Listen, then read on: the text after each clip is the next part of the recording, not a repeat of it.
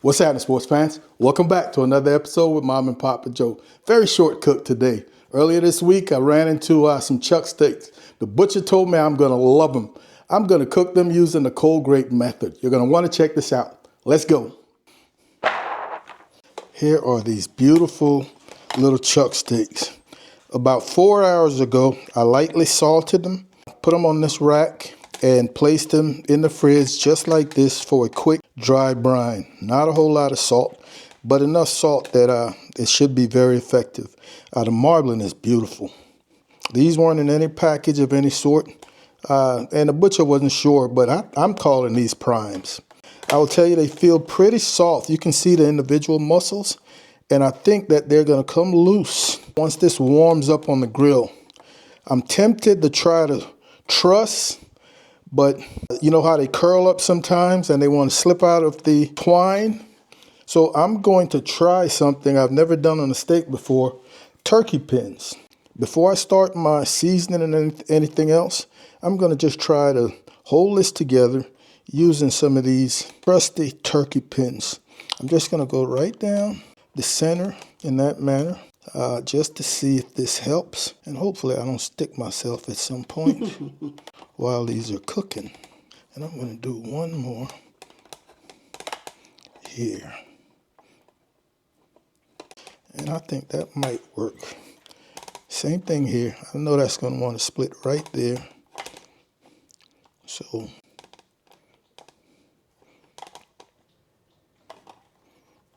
and I'm hoping that gets the job done. Got a little beef tallow, just gonna brush.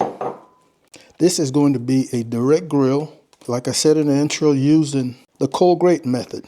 If you don't know what that is, that's a technique where you will be spinning your grate. You've only got fire on one side of your grill, and you'll be taking the cool side of the grill to the fire. Every 30 seconds, could be every 45 seconds, or it could be every minute or so. My seasonings today, some coarse cracked pepper, and then coming back with that awesome 1836 beef rub from my Sucker Busters.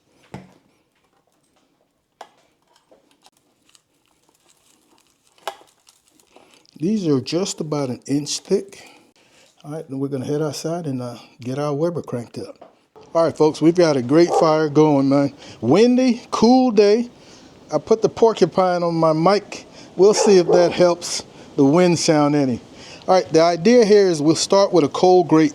And every time we reach that 30-second or that 1 minute mark, we will be placing the steaks from the hot side onto the cold side and spinning. Now, mine doesn't spin freely, so I'll have to lift it up and turn manually. Not a problem. So cold grate on with our steaks, and we are going for a minute. All right, that's our first minute. We're going to flip onto the cold side, pick up, and turn. Another minute. With this technique, the idea is that the hot metal will not be cooking the steaks, so you're not going to see those grid lines on the steak. What you're supposed to end up with is a steak that is completely colored, completely charred. You won't have those boxy white spots, light spots between the grid lines.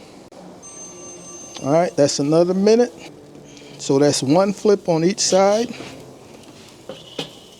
We're rotating. All right, that was another minute. There we go.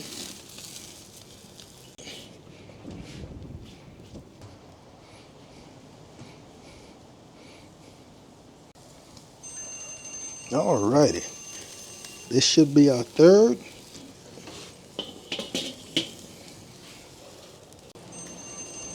All right. Folks, that's reading right at about 100. So we're still not where I want to be.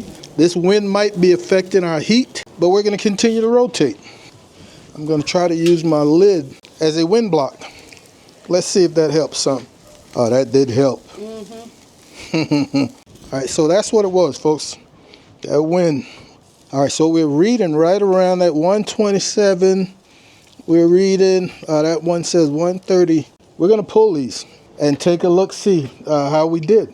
We're going to give them a good 5 minutes or so rest, and we'll get to slicing. All right, folks, let's see how we did, man.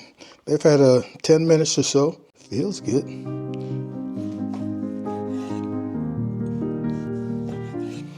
Oh, I'm telling you, they slice nicely.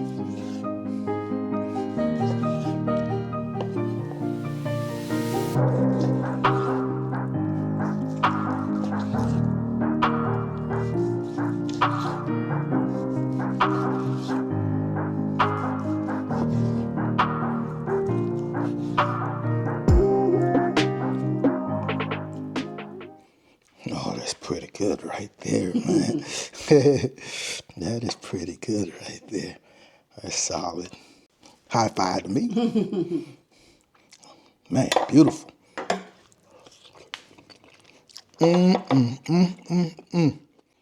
Folks, I'm here to tell you the cold grate method absolutely works.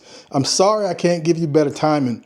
I didn't take into account the wind, but even with the additional timing, you can see that the steak did not suffer any.